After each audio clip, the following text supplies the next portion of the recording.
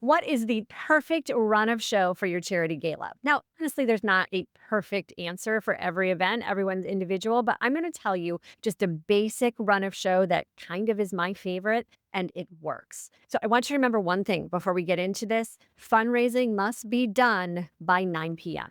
I'm telling you, in the hundreds of galas that we have done, 9 p.m. is the witching hour. People check out, they're scrolling their phone, they're too drunk, they need to leave and go get the kids, whatever it may be. Fundraising needs to be done by 9. So, with that said, cocktail hour.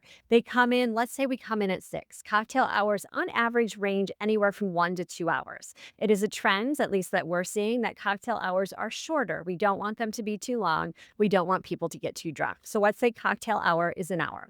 Then we move, so that's at 6. At 7 o'clock, let's say we move into the ballroom, we get everyone seated.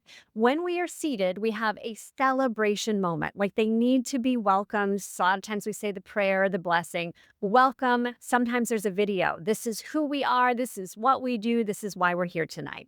Then I love when we pause the program because I find later on, when it comes to your fundraising, people are more attentive when they're settled, when they've had something in their stomach, when they've had the chance to talk to their neighbors and gab a little bit, then they become more settled and quiet. So we take about a 30-minute break for dinner.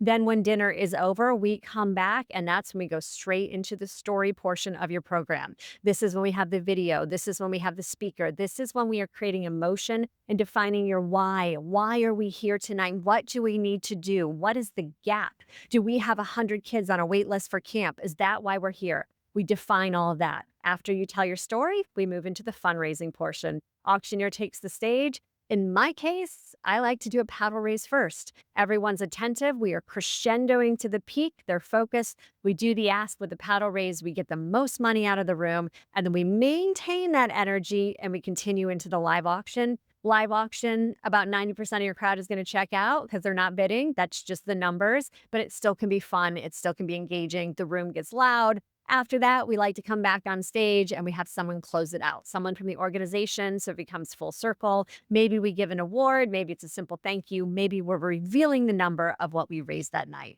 With all of this timeline, everything is done, at least the fundraising portion, by what time? By 9 o'clock.